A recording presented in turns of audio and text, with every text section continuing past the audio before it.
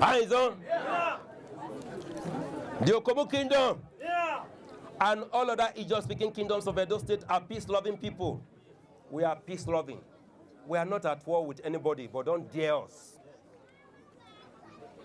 We are peace-loving people by their law-abiding disposition, which, with regards to the rule of law, knowing the importance of peaceful coexistence with their neighbors, our refutation of the false claims and expansion tendencies of the Oba of Benin and the Benin Kingdom should not be seen as joining issues over what ordinarily could have been termed frivolities of twisted minds, or dignifying a roguish and bullish attempt to falsify, subjugate, and culturally appropriate ownership of our land, since the historical truth of our Aboriginal status is a well-documented and settled issue.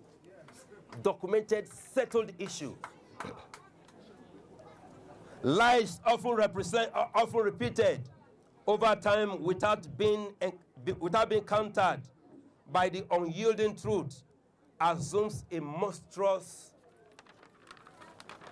life of its own, but tend to occupy a short space in the cultural, social, and political fabric of a nation and become a morass with sometimes devastating consequences. The Ijaws of Edo State were in the land you presently claim as yours. You were settled by the Ijaws at a village called Udo. Yes. Yes. Your first settlement. Yes. Presently still called same. The name has not changed.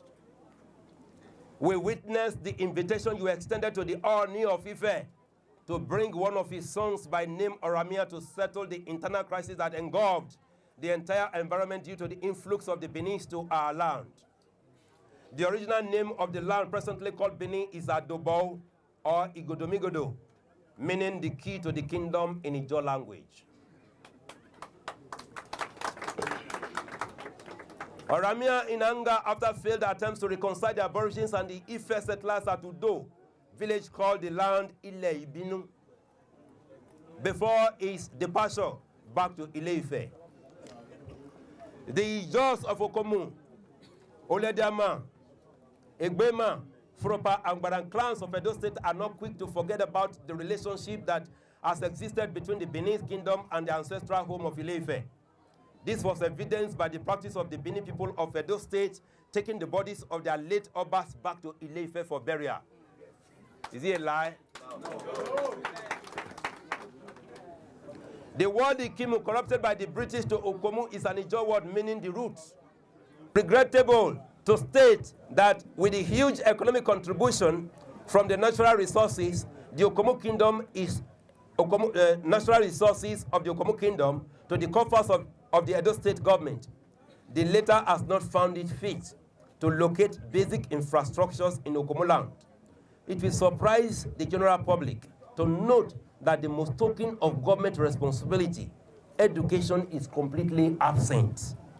As there are no primary and secondary schools, there is no link road to the outside world in Okomu Kingdom. My pressmen, let me tell you, we have just on our own organized a secondary school. We hire teachers. We pay from our purse to teach our students so that we will not remain illiterate. Where else has this happened in Nigeria as a whole? But as a common peace-loving people, they take us for right. They take us for granted. They want to cage us educationally. They want to cage us politically. They want to cage us economically. And they want to cage our future, which we are saying no. Eyes up! Yeah. We are saying no to this. This is the cruise of this press conference. Very close to us. Odigi, very close to us, small villages, not more than 40 houses. They have their own king. Then why must that of the Ijos of Okomu Olodiama be a different thing?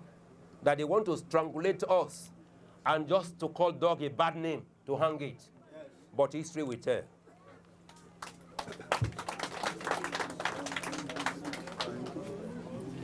At this junction, it is important to note that the Perez, kings of the Ijaw nation, are neither elected nor by inheritance, but through divine selection by the national gods of the Ijaw nation. They are both spiritual and political in their sovereign dispensation. That is why when a king in Ijaw land pronounces a curse on you, you are cursed.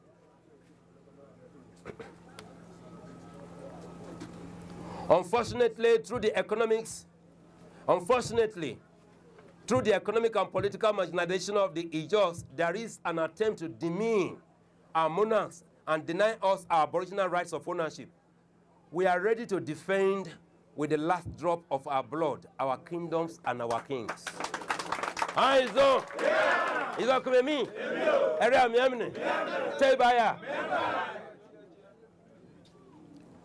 Okomu Kingdom in Edo State, like all the other Ijaw kingdoms in the state, has suffered serious political marginalization.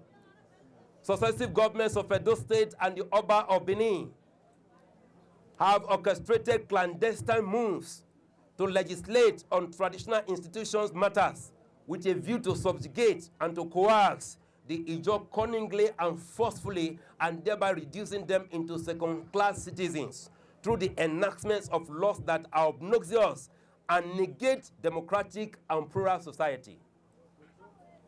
The Ijaws in Edo State are balkanized into different wards. For instance, where there are large Ijaw communities and population, they are deliberately broken down into smaller units and merged with Benin-speaking constituents to prevent them from producing their own representatives. That will stop. This should be noted.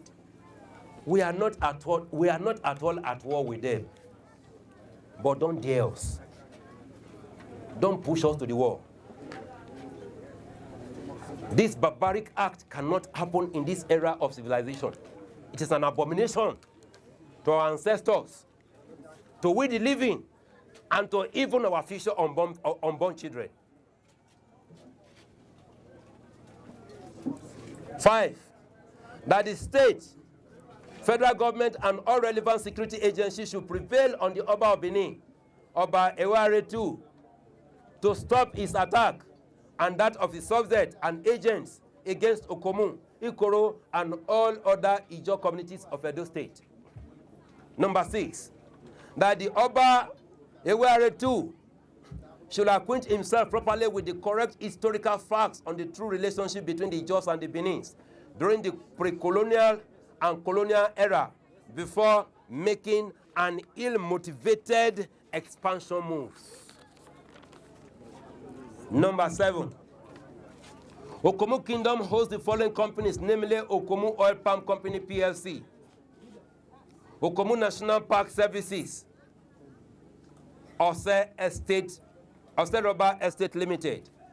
In the light of the foregoing, we hereby, on behalf of the Traditional Council of Okomu Kingdom, under the watch of the Kalasuo in Council, enjoin both the Edo and the federal both the Edo State and the federal government of Nigeria to accord the Ijaws of Edo State their economic and political freedom. In the Bible, God commanded Pharaoh to allow the Israelites to have their freedom, which Pharaoh refused because God had hardened his heart for an unforeseen consequence. All entreaties to persuade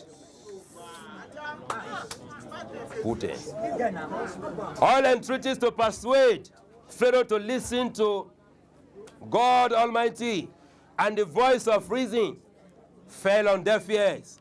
Nevertheless, the freedom of the Israelites came without any price paid